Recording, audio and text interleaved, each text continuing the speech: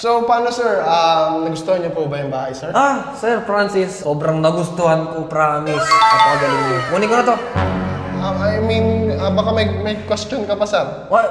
Dito sa bahay? Oo, sir. No questions asked na ako kasi gusto ko unit, pasok na pasok sa kailangan. Kukunin ko na. Wag muna, sir. Baka may ayaw ka, sir, na hindi ka nagustuhan. Baka hindi ka nagustuhan, sir. Sir, ako bahala sa'yo. Congrats na agad. Sa sale mo, gusto ko to, promise. Lagi kasi ako nandito, sir, eh.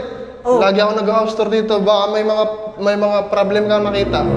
Kadalasan kasi, sir, may mga problem yan, eh. Di ba pag nagtitripping? Oo, tara na. Meron kang hindi nagustuhan, sir? Tara na sa transaction, sir. Gusto ko na to. Confirm. Pag-isipan mo muna. Kailangan naman kunin mo agad, sir. Eh, kakapati-tripping mo lang. Ngayon mo lang ito nakita, eh. Ay, sir, madali akong kausap, sir. Kaya gusto ko na. Teka, parang ayaw mong ibenta to.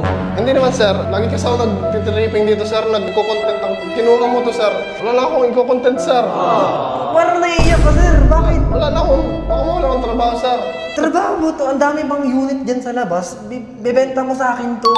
Napamahal na to sa akin, sir. Huwag ako lang to, sir. Tara, kukunin natin to. Transaction na. Hindi, sir. Sir. Sir. Tara na. Sa next transaction na tayo, sir, sa office. Dili ko. Saan man yun? Tara na. Sir, huwag mo na sabi, sir. Tara na. Sir, sir. Ano ba? Gusto mo ng sale? Gusto mo ng benta? Ayoko, sir. Gusto ko bahay. Akin lang to, sir. Bahala ka dyan. Sa'yo na yan, ha? Sa'yo na yan. Huwag mo na akong bebentahan, ha? Sige, sir. Bye-bye. Ka nang babalik, ha? Sir, bahala ka dyan. Ka babalik dito, sir, ha?